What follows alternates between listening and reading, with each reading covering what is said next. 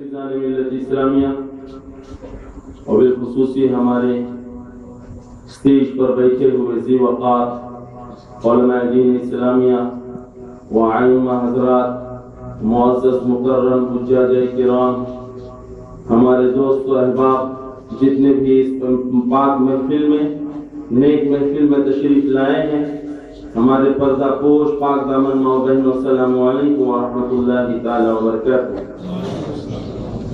اللہ رب العالمین کا فضل و کرم اور احسان عظیم ہے، نبی کریم صلی اللہ تعالی علیہ وسلم کا صدقہ ہے کہ آج ہم اور آپ جامعہ عالمیہ فریدیہ کے ہال میں یعنی کہ مسجد انوار اقصی کے افتتاح میں شرکت فرمائی ہے۔ مولا تعالیٰ سے دعا ہے ہمارے حاضری کو قبول فرمائیں۔ مجھے موقع دی گئی ہے نعت شریف پیش کرنے کے لیے، مگر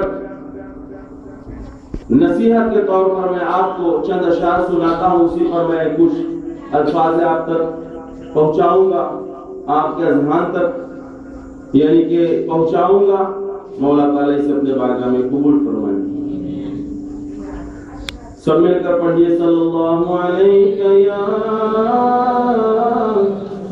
رسول اللہ وسلم علیہ یا حبیب اللہ۔ بھلائی کر بھلا ہوگا، برائی کر برا ہوگا، کوئی دیکھے نہ دیکھے پر خدا تو دیکھتا ہوگا۔ بھلائی کا بھلا ہوگا، برائی کا برا ہوگا،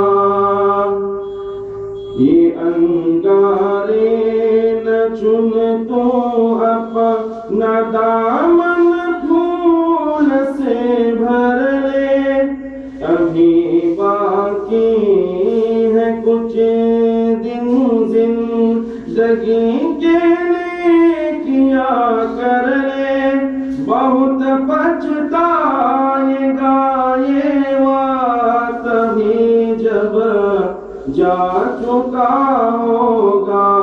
بھلائی کا بھلا ہوگا، برائی کا برا ہوگا، کوئی دیکھے نہ دیکھے پر خدا تو دیکھتا ہوگا۔ بھلائی کا بھلا ہوگا، برائی کا برا ہوگا۔ مختصر سی وقت میں میں نے آپ کے سامنے چند اشعار پیش کی۔ حضرت علامہ خادم المشائخ بانی جامعہ نے اجازت دی ہے کہ اگر میں کچھ بیان کرنا چاہوں تو بیان کر سکتا ہوں چند منٹ۔ ایک مرتبہ نبیوں کے نبی سرکار دو عالم صلی اللہ علیہ وسلم کے بارگاہ بکسفانہ میں جھوم کر گنبد خضرا کو تصور کرتے ہوئے درود و سلام کا ہدیہ پیش کیجیے۔ اللہم صلی علی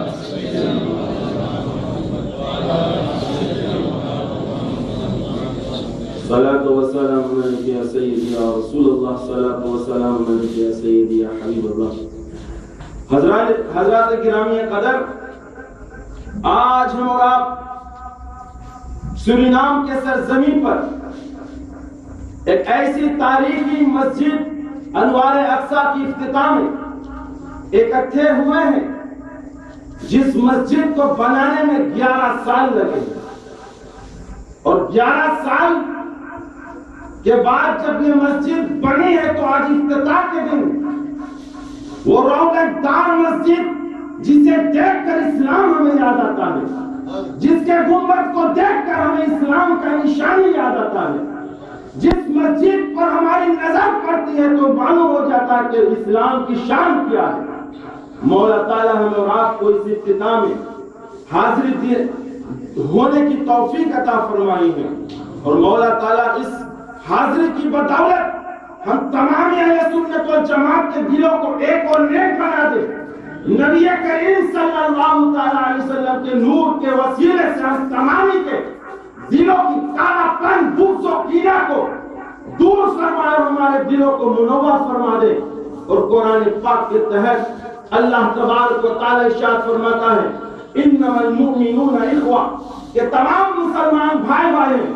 اور بھائی چارگی جو اہل سنت والجماعت کا طریقہ ہونی چاہیے, جو نبیوں کے نبی سرکار دو عالم صلی اللہ تعالی علیہ وسلم کی سنت ہے, حسن اخلاق کے ساتھ ایک دوسرے کے ساتھ مصافحہ کرتے رہو, ایک دوسرے کے جلسوں میں آنا جانا رکھا کرو, ایک دوسرے کے مسجدوں میں حاضری دیتے رہو, کیونکہ مسجد کسی کے باپ کے جاگیر کی نہیں ہے. ہر مسجد خدا کی مسجد ہے, ہر مسجد سجدہ کرنے کے جہاں ہے, ہر مسجد اللہ تبارک و تعالیٰ کا گھر ہے. ایک مرتبہ درود شریف کا نظرانہ پیش کیجیے. اللہم صلی علی وعلی آل سیدنا مولانا محمد وبارک وسلم وصلی علیہ الصلوۃ والسلام علیک یا سیدی یا رسول اللہ. اور مسجد وہی بناتے ہیں جو خدا پر ایمان لائے, آخرت پر ایمان لائے, قرآن و حدیث پر ایمان لائے, نبیوں کے نبی پر ایمان لائے, جو اسلام پر صراط مستقیم پر قائم اور دائم اہل سنت والجماعت جو ہے, جو جنت و جہنم پر ایمان لائے ہیں, جو غیب پر ایمان لائے ہیں, خدا کی وحدانیت کو پہچان کر صراط مستقیم پر آخری سانس تک قائم اور دائم رہتے ہیں, وہی لوگ مسجد بناتے ہیں. اللہ تبارک و تعالی ارشاد فرماتے ہیں انما یامر مساجد اللہ من آمن باللہ کہ بے شک وہی لوگ مسجد بناتے ہیں, بے شک وہی لوگ مسجد بناتے ہیں اللہ تبارک و تعالیٰ کے لیے. کیا انما یامر مساجد اللہ, بے شک وہی لوگ مسجد بناتے ہیں, مساجد بناتے ہیں اللہ تبارک و تعالیٰ کے لیے. ہم کسی کو دکھانے کے لیے مسجد نہیں بناتے ہیں, ہم کسی کو اسٹرائک کرنے کے لیے مسجد کو نہیں بناتے ہیں, دوسرے جماعت کو توڑنے کے لیے مسجد نہیں بناتے ہیں, بلکہ مسجد بناتے ہیں غلامان مصطفیٰ کو سجدے کرنے کے لیے. غلامان مصطفیٰ خدا کے بندے اس میں آ کر عبادت کریں اور تمام مسلمانوں کے اتحاد کرنے کے لیے. اللہ تبارک و تعالی ارشاد فرماتے ہیں انما یامر مساجد اللہ من آمن باللہ, وہی لوگ مسجد بناتے ہیں اللہ تبارک و تعالی کے لیے جنہوں نے خدا پر ایمان لائے, جنہوں نے خدا پر ایمان لائے ہیں. اور آیت کریمہ کے تحت میں آپ کو ایک حدیث شریف سنا کر رخصتی چاہوں گا.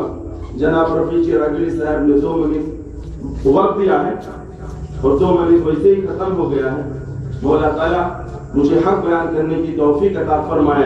قال رسول اللہ صلی اللہ تعالی علیہ وسلم من بنا مسجد للہ بنا اللہ له بیتا فی الجنہ او کما قال رسول اللہ صلی اللہ تعالی علیہ وسلم.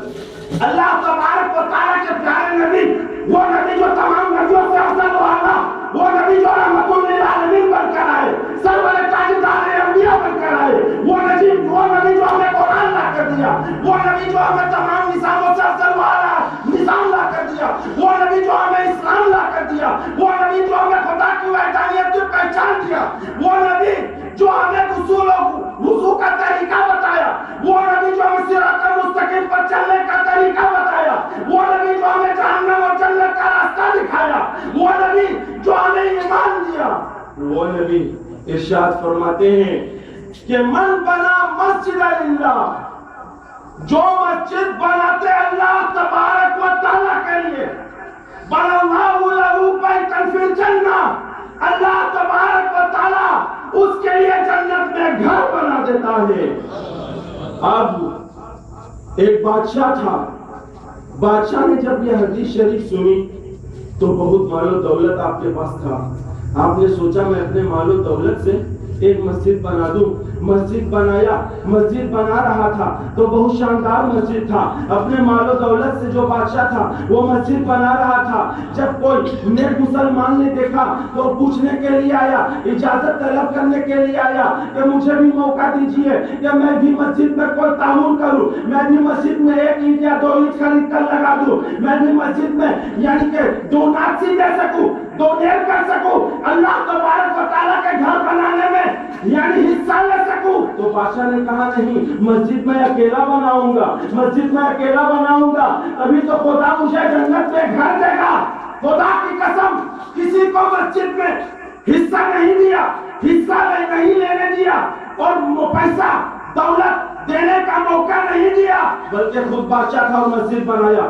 مسجد کی افتتاح بھی ہوئی. لوگ اس میں 5 وقت کی نماز ادا کرنے لگے, 5 وقت کی اذان دینے لگے اور لوگ اس میں حاضر ہونے لگے. یعنی سبق چلنے لگا, لوگوں کو اسلام کے طرف ائمہ حضرات بلانے لگا, علماء تقریر کرنے لگے, مقرر اس میں خطاب کرنے لگے اور مسجد کا نظام جو تھا نظام کے مطابق, قوانین کے مطابق, صحیح والعقیدہ شریعت کے مطابق چلانے لگا. بادشاہ خواب دیکھا